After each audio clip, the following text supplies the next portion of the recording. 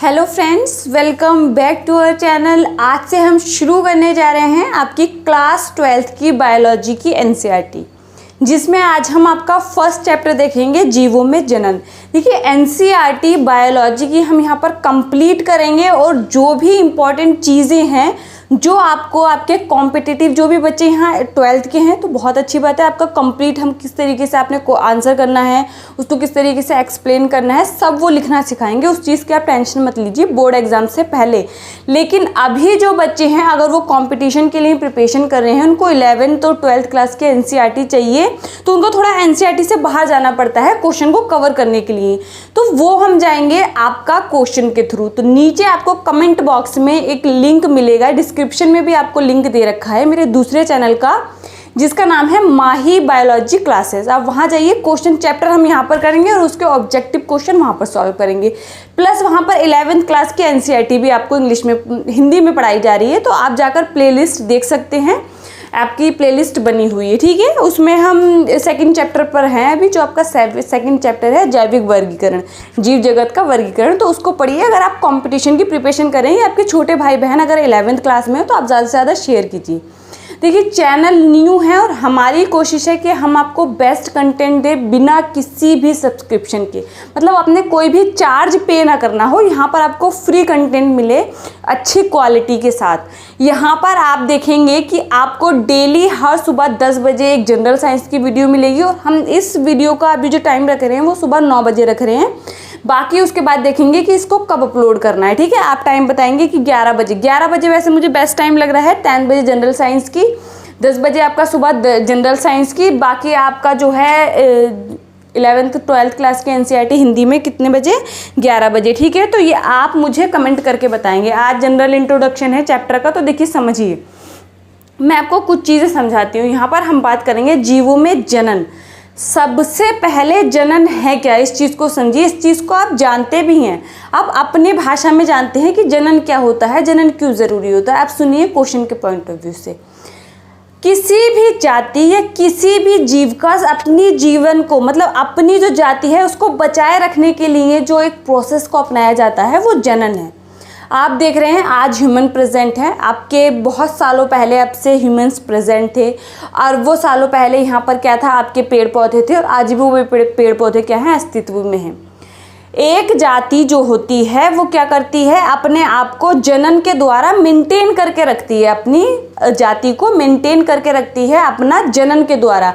मतलब जनन वो प्रक्रिया है जिसके द्वारा कोई भी जो है जनक होते हैं वो अपने जैसे संतानों को उत्पन्न कर सकते हैं, अपने जैसे संतानों को उत्पन्न कर सकते हैं। इतनी चीज़ समझ आई। जनन क्या है, मतलब अपनी संतति को उत्पन्न करना, अपने जो नॉर्मल लैंग्वेज में हम बोले अपने बच्चों को जन्म देना, वो क्या है, जनन है, ठीक है।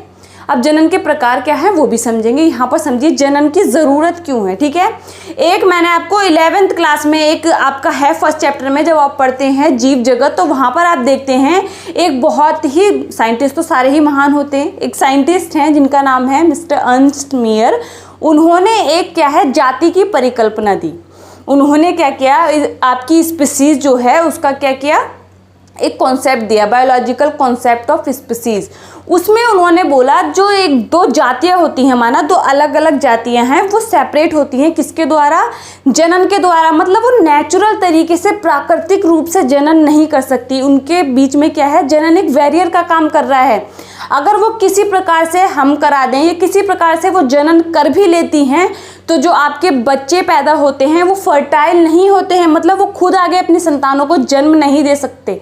जैसे कि आप सबसे अच्छा एग्जाम्पल देख सकते हैं खच्चर। खच्चर में क्या है, आपका घोड़ा और आपके जो गधा, उसमें क्या है, आपका संकरण करा के उनको क्या है, जनन कराया गया, उससे क्या पैदा हुए, म्यूल्स, जिनको आप खच्चर बोलते हैं। तो वो क्या है, वो आपके स्टेराइल हैं, मतलब वो अपनी संतानों को उत्पन्न नहीं कर सकते, ठीक है। तो ये आपकी एक साइंटिस्ट ने दी थी, उनको नाम भी आपने याद रखना है, बहुत इंपॉर्टेंट है, ठीक है।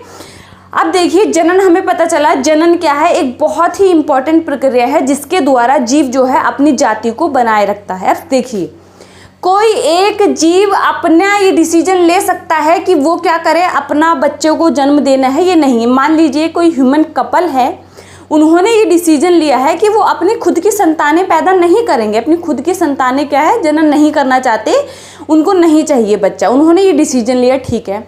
हो सकता है कोई भी उनका पर्सनल रीज़न रहा हो, या वो सोशल वर्किंग चाहते हो और कोई अडॉप्ट करना चाहते हो बच्चे, बहुत सारे ऐसे बच्चे हैं जिनको पेरेंट्स की ज़रूरत है, कुछ भी इशू रहा हो, कुछ भी उनका जो है ज़रूरत रही हो, जो उन्होंने ऐसा डिसीजन लिया, ठीक है, कोई प्रॉब्लम नहीं है, क्योंकि यहाँ पर सिर्फ एक कपल ने डिसीजन लिया है। लेकिन अब अगर आप ये सोचें, एक तरीके से सोचिए, सारे ह्यूमंस, अभी की जो जनरेशन है, हम जैसी पॉपुलेशन जो अभी यंग एज में है, वो ये डिसीजन ले लें कि हम अब आगे क्या करेंगे, अपना बच्चा पैदा नहीं करेंगे, अपनी संतानों को जन्म नहीं देंगे, तो क्या होगा, एक समय ऐसा आएगा जब ह्यूमन का अस्तित्व ही खत्म हो जाएगा, ठीक है। तो ये समझिए, ये क्या हुआ, एक जाति ऐसा डिसीजन कभी भी नहीं ले सकती। आप देखते हैं कि कोई एक जाति लुप्त हो गई, आप पढ़ते हैं, हाँ आपने देखा होगा, डोडो एक पक्षी था, उसका क्या करा, ह्यूमन ने इतना ज़्यादा शिकार किया कि वो अपना लुप्त हो गई, ख़त्म हो गई। तो उसका रीज़न, बहुत सारे रीज़न रहते हैं, बहुत सारे आपकी छेड़छाड़ प्रकृति से, ये चीज़ उनको जनन करने का मौका ही नहीं मिला, अपनी संख्या बढ़ाने का मौका ही नहीं मिला, एकदम से उनके ऊपर कुछ ऐसी विपत्ता आ गई जिससे क्या हुआ, वो क्या खत्म हो गए। ये हुआ जीवन काल। जीवन काल आपके एनसीईआरटी में वर्ड दे रखा है, जीवन काल, ठीक है, समझिए, जीवन काल, जिसको आप बोलते हैं लाइफ स्पान, जीवन काल, लाइफ स्पान, सबको दिख रहा है, मैं बड़ा बड़ा लिख रही हूँ, सबको दिखना चाहिए, ठीक है, लाइफ स्पान। इस चीज़ को समझिए, एक जो जीव है, कोई भी जीव वो हो सकता है, वो जब जन्म लेता है और उसकी प्राकृतिक मृत्यु तक का जो वक्त होता है, वो उसका जीवन काल कहलाता है। ये चीज़ समझ आई, मतलब कुछ भी ऐसा नहीं घटना चाहिए जो एकदम से उसको ख़त्म कर दे। नेचुरल मौत, जब वो एकदम से एडसेंस एज, बूढ़े में जाएगा, बुढ़ापे में जाएगा, बूढ़ा हो जाएगा, जब उसकी एज हो जाएगी, सेल्स नहीं बनना बंद हो जाएंगी, मेटाबॉलिज्म कम हो जाएगा, आपका जो बेसिक मॉलिक्यूलर रेट है वो क्या होगा, सब कम हो जाएगा। ये सारी चीज़ें जो हैं वो जब कम हो जाएंगी, वो खुद से क्या करेगा, साइन आएंगे कि डेथ निश्चित है। मृत्यु एक कड़वा सच है, ये सभी को पता है, जिसने जन्म लिया है वो क्या होगा, मरेगा भी। सिर्फ एक कोशिकीय जीव के बारे में आपके एनसीईआरटी में लिखा है कि वो अमर होते हैं, ऐसा क्यों बोल रहे हैं अभी समझेंगे। जीवन काल वर्ड आपको समझ आया, जीवन काल क्या है, एक जीव से उसके जन्म से लेकर उसकी प्राकृतिक मृत्यु, ध्यान रखना है, इस वर्ड को नहीं भूलना है, उसकी प्राकृतिक मृत्यु तक का जो वक्त होता है वो क्या होता है, जीवन काल होता है, लाइफ स्पान होता है। अलग अलग जीवों का जीवन काल अलग अलग हो सकता है। आपके एनसीईआरटी में कुछ जीवन काल दे रखे हैं, जैसे पैरेट का दे रखा है आपको, हाउस फ्लाई, चावल, राइस, धान, ये सब चीज़ें क्या हैं आपको दे रखी हैं वहाँ पर। तो आपने जो नहीं दे रखा है उसको आपने सर्च करना है और अपनी एनसीईआरटी में फिल, अभी नहीं करेंगे, फिल आप नहीं करेंगे, जब मैं आपको करेक्ट बताऊंगी तब आप करेंगे। इसका रीज़न है कि आप जब खुद से किसी वर्क को करते हैं तो वो आपके माइंड में सेट हो जाती है। कई बार हो सकता है गलत भी होगा, तो वो आपको याद रहेगा कि मैंने ये नॉलेज वहाँ से ली थी और ये गलत हुई, मैम ने तो ये बताया था, ठीक है, तो आप उसको फील करेंगे। अब यहाँ पर देखिए, जीवन काल हमें समझ आया। अब समझिए, यहाँ पर मैंने अभी जो आपको बोला था कि एक जीव अपना, जिसने जन्म लिया और वो क्या हुआ, मृत्यु हो गई उसकी, ये हुआ उसका जीवन काल। आपके एनसीईआरटी में कुछ जीवों का जीवन काल दे रखा है, ठीक है। अब आगे बढ़ते हैं, आपका जो है जीवन काल में क्या क्या चीज़ें होती हैं। देखिए, एक बच्चा पैदा होता है, फिर वो ग्रो करता है, थोड़ा बड़ा होता है, फिर वो अपनी प्यूबर्टी को अटेंड करता है, ये सारी चीज़ें हम पढ़ेंगे। आपका आगे मानव जनन भी है, फ्लावर, सेक्सुअल फ्लावरिंग आपका फ्लावर के लिए भी है, पुष्पी पादपों में लैंगिक जनन, ये सब चीज़ें आप अच्छे से समझेंगे। यहाँ पर अभी जीवों में जनन के बारे में समझिए, ठीक है। तो इससे क्या हुआ, आपका जो है, अभी क्या बात कर रहे थे हम, हमारा जो जीवन काल है उसमें क्या हुआ, ये चीज़ें आई कि आप छोटे बच्चे से ग्रो किए, आप एडल्ट हुए, फिर उसके बाद आप एक एज में सारी चीज़ें हुई, आपने अपनी संतानों को जन्म दिया, आपने अपना बच्चे वो ग्रो हुए, फिर आप क्या हुए, आप ओल्ड एज में पहुंच गए, लास्ट में आपकी मृत्यु हो गई। एक कोशिकीय जीव की बात कर रहे थे। एक कोशिकीय जीव को अमर क्यों बोला जाता है, एक कोशिकीय यूनिसेल्युलर जीवों को अमर क्यों बोला जाता है, यहाँ पर समझिए। यूनिसेल्युलर आपके एनसीईआरटी में भी लिखा है कि अपवाद क्या है इसका, एक्सेप्शन क्या है, एक कोशिकीय जीव, मतलब कोई भी जीव अमर नहीं है, सिर्फ आपका अपवाद वहाँ पर लिखा है एक कोशिकीय जीव। क्यों? क्योंकि देखिए ये है आपकी, मान लीजिए कोई एक कोशिका है, अमीबा को मान लीजिए, अमीबा आपको पता है प्रोटिस्टा जगत में आता है, प्रोटिस्टा में सारे एक कोशिकीय जीव आते हैं। अमीबा है ये, इसने क्या किया, यहाँ पर आगे डिवाइड हो गया, 2 में डिवाइड हुआ। यहाँ पर पहले ये ग्रो करेगा, थोड़ा बड़ा बनेगा, पहले इसने क्या किया, ये ग्रो हुआ, फिर यहाँ पर जाके लास्ट में 2 में डिवाइड हो गया, ये 2 नए जीव बन गए। तो यहाँ पर देखिए क्या जो ये अमीबा था ये पूरी तरीके से ख़त्म हुआ, हम ऐसा बोल सकते हैं कि ये ख़त्म हो गया है। तो यहाँ पर समझिए, यहाँ पर इसीलिए बोला जाता है जो एक कोशिकीय जीव हैं उनके लिए जनन और वृद्धि क्या है, दोनों पर्यायवाची हैं। यहाँ पर इसीलिए इनको अमर बोला जाता है क्योंकि इसने आगे ग्रो किया और क्या हुआ, 2 में डिवाइड हो गया। तो ये जो अमीबा था इसका अस्तित्व तो खत्म नहीं हुआ, इसलिए इनको अमर बोला जाता है। आपसे कई बार कंपटीशन एग्जाम में पूछा जाता है कि अमीबा को अमर क्यों, मतलब कौन से जीव को अमर बोला जाता है, तो वहाँ पर आपको कोई भी एक कोशिकीय मिल जाएगा, ज़्यादातर अमीबा होता है, ध्यान रखना, ठीक है। अब यहाँ पर हमें समझ आया कि ये क्या है, आपका एक कोशिकीय जीव है, वो इस तरीके से आपका वो अमर होते हैं, क्यों होते हैं समझ आया। बाकी कोई भी जीव जो है वो अमर नहीं है, उसकी मृत्यु क्या है, निश्चित है। अब समझिए, मैं एक चीज़ आपको बताती हूँ कि आपका जो जीवन काल जो है उसका रिलेशन आप मुझे बताइए किस चीज़ से है। क्या किसी के जीव के साइज से उसका रिलेशन है? अगर हम देखें कि हाथी तो इतना बड़ा है तो वो उसका लाइफ स्पान ज़्यादा होना चाहिए, नेचुरल जो उसका लाइफ स्पान होता है वो ज़्यादा होना चाहिए। कौवा इतना छोटा है तो क्या उसका लाइफ स्पान कम होना चाहिए हाथी से? तोता इतना छोटा है, तोते का आपके एनसीईआरटी में भी दे रखा है 140 ईयर्स होता है। तो इसका आपके जीव से कोई मतलब नहीं है, ठीक है, जीव के आकार से कोई मतलब नहीं है। आप देखेंगे तोता और कौवा जो होता है दोनों का जो लाइफ स्पान है उसमें बहुत बड़ा डिफरेंस होता है। कौवे का लगभग 15 से 25 वर्ष होता है अलग अलग उसमें, और यहाँ पर आप देखेंगे तोते का 140, जबकि आकार उनका लगभग सेम है, लगभग सेम है उनके आकार, उसी तरह की संरचना है, लेकिन आकार का कोई भी रोल नहीं है आपका जब आप जीवन काल की बात करते हैं, ठीक है। तो ये भी आपने अपने माइंड में सेट कर लेना है, ठीक है। अब यहाँ पर समझिए, जनन की हमने बात की कि जनन क्यों ज़रूरी है और जनन का क्या महत्व है। समझ में आई इतनी बात कि जनन का महत्व क्या है। अब आगे 1-2 चीज़ें देखते हैं। जनन जो है वो 2 प्रकार का होता है, जनन जो है वो 2 प्रकार का होता है। एक होता है अलैंगिक जनन, एक होता है अलैंगिक जनन। वर्धी प्रजनन के बारे में भी हम बात करेंगे, वो अलैंगिक जनन में ही आता है, ठीक है। और दूसरा होता है लैंगिक जनन, लैंगिक जनन। देखिए, बायोलॉजी को पढ़ने में मज़ा आना चाहिए, आपने फील करना है बायोलॉजी को, तभी आप चीज़ों को सीख सकते हैं। एग्ज़ाम का प्रेशर लेके नहीं पढ़ना है, चीज़ों को सीखना है। असेक्सुअल रिप्रोडक्शन और सेक्सुअल रिप्रोडक्शन। अब यहाँ पर समझिए एसेक्सुअल क्या होता है। आपने सिर्फ एक माइंड में अपनी बात बैठा लेनी है कि जो पेरेंट में सिर्फ एक ही पेरेंट इन्वॉल्व होता है बच्चों को, संतति को जन्म देने में, वो क्या है आपका एसेक्सुअल रिप्रोडक्शन।